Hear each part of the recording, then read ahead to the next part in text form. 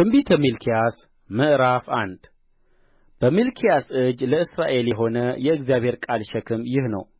ወድጃችኋለሁ ይላል እግዚአብሔር፣ እናንተ ግን በምን ወደድኸን ብላችኋል። ዔሳው የያዕቆብ ወንድም አልነበረምን? ይላል እግዚአብሔር። ያዕቆብንም ወደድሁ ዔሳውንም ጠላሁ። ተራሮቹንም በረሃ አደረግኋቸው፣ ርስቱንም ለምድረ በዳ ቀበሮች አሳልፌ ሰጠኋቸው። ኤዶምያስ እኛ ፈርሰናል፣ ነገር ግን የፈረሰውን መልሰን እንሠራለን ቢል የሠራዊት ጌታ እግዚአብሔር እንዲህ ይላል፣ እነርሱ ይሠራሉ፣ እኔ ግን አፈርሳለሁ። በሰዎችም ዘንድ የበደል ዳርቻና እግዚአብሔር ለዘላለም የተቈጣው ሕዝብ ይባላል። ዓይኖቻችሁም ያያሉ፣ እናንተም እግዚአብሔር ከእስራኤል ዳርቻ ወዲያ ታላቅ ይሁን ትላላችሁ። እናንተ ስሜን የምታቃልሉ ካህናት ሆይ፣ ልጅ አባቱን ባሪያም ጌታውን ያከብራል። እኔስ አባት ከሆንሁ ክብሬ ወዴት አለ? ጌታስ ከሆንሁ መፈራቴ ወዴት አለ? ይላል የሠራዊት ጌታ እግዚአብሔር። እናንተም ስምህን ያቃለልን በምንድር ነው ብላችኋል። በመሠዊያዬ ላይ ርኩስ እንጀራ ታቀርባላችሁ። እናንተም ያረከስንህ በምንድር ነው ብላችኋል። የእግዚአብሔር ገበታ የተነቀፈ ነው በማለታችሁ ነው። ዕውር መሥዋዕትንም ስታቀርቡ ይህ ክፉ አይደለምን? አንካሳውንና የታመመውን ስታቀርቡ ይህ ክፉ አይደለምን? ያንን ለአለቃህ አቅርብ፣ በውኑ በአንተ ደስ ይለዋልን?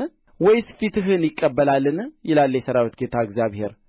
አሁንም ጸጋን ይሰጠን ዘንድ እግዚአብሔርን ለምኑ።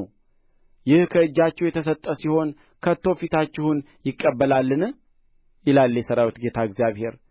በመሠዊያዬ ላይ እሳትን በከንቱ እንዳታቃጥሉ ከእናንተ ዘንድ ደጅ የሚዘጋ ሰው ምነው በተገኘ! በእናንተ ደስ አይለኝም፣ ቍርባንንም ከእጃችሁ አልቀበልም ይላል የሠራዊት ጌታ እግዚአብሔር። ከፀሐይ መውጫ ጀምሮ እስከ መግቢያዋ ድረስ ስሜ በአሕዛብ ዘንድ ታላቅ ይሆናልና በየስፍራውም በስሜ ዕጣን ያጥናሉ፣ ንጹሕም ቍርባን ያቀርባሉ። ስሜ በአሕዛብ ዘንድ ታላቅ ይሆናልና ይላል የሠራዊት ጌታ እግዚአብሔር። እናንተ ግን የእግዚአብሔር ገበታ ርኩስ ነው፣ ፍሬውና መብሉም የተናቀ ነው በማለታችሁ አስነቀፋችሁት። እናንተ እነሆ ይህ ድካም ነው ብላችሁ ጢቅ አላችሁበት ይላል የሠራዊት ጌታ እግዚአብሔር። በቅሚያ የያዛችሁትንም አንካሳውንም የታመመውንም አቅርባችኋል። እንዲሁ ቍርባንን ታመጣላችሁ። በውኑ በእጃችሁ ይህን ልቀበለውን? ይላል እግዚአብሔር። እኔ ታላቅ ንጉሥ ነኝና ይላል የሠራዊት ጌታ እግዚአብሔር፣ ስሜም በአሕዛብ ዘንድ የተፈራ ነውና። በመንጋው ውስጥ ተባት እያለው ለጌታ ተስሎ ነውረኛውን የሚሠዋ ሸንጋይ ሰው ርጉም ይሁን። ትንቢተ ሚልክያስ ምዕራፍ 2 አሁንም እናንተ ካህናት ሆይ ይህ ትእዛዝ ለእናንተ ነው።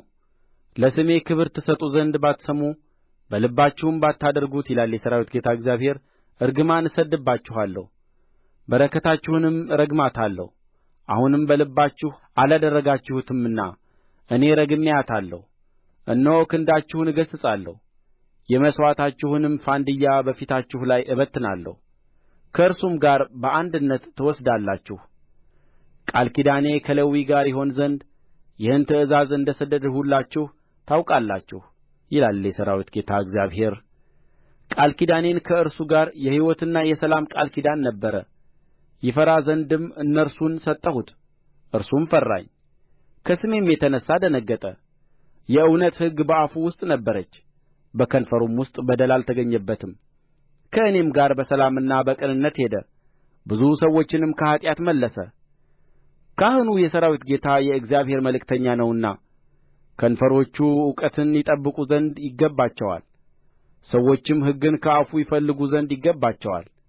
እናንተ ግን ከመንገዱ ፈቀቅ ብላችኋል፣ በሕግም ብዙ ሰዎችን አሰናክላችኋል፣ የሌዊንም ቃል ኪዳን አስነውራችኋል ይላል የሠራዊት ጌታ እግዚአብሔር።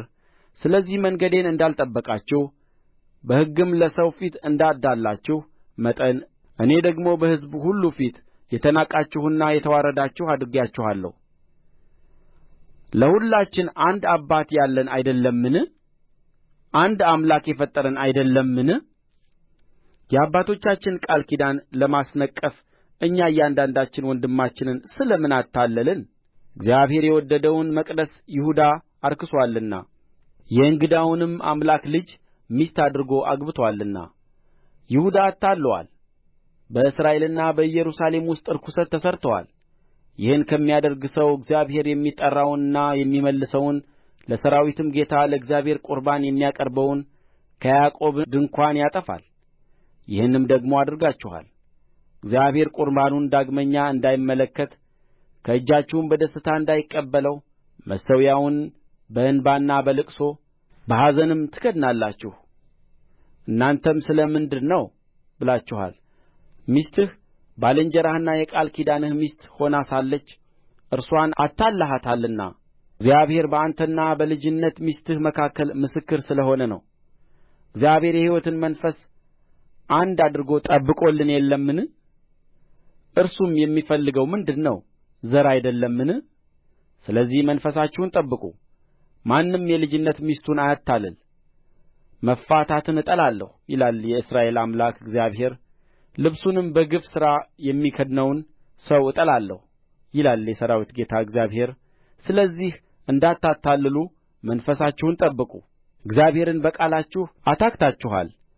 እናንተም ያታከትነው በምንድር ነው ብላችኋል። ክፉን የሚያደርግ ሁሉ በእግዚአብሔር ዘንድ መልካም ነው፣ እርሱም በእነርሱ ደስ ይለዋል። ወይስ የፍርድ አምላክ ወዴት አለ በማለታችሁ ነው። ትንቢተ ሚልክያ ምዕራፍ 3 እነሆ መልእክተኛዬን እልካለሁ፣ መንገዴንም በፊቴ ያስተካክላል። እናንተም የምትፈልጉት ጌታ በድንገት ወደ መቅደሱ ይመጣል፣ የምትወድዱትም የቃል ኪዳን መልእክተኛ እነሆ ይመጣል ይላል የሠራዊት ጌታ እግዚአብሔር። ነገር ግን እርሱ እንደ አንጥረኛ እሳትና እንደ አጣቢ ሳሙና ነውና የሚመጣበትን ቀን መታገሥ የሚችል ማን ነው? እርሱስ በተገለጠ ጊዜ የሚቆም ማን ነው?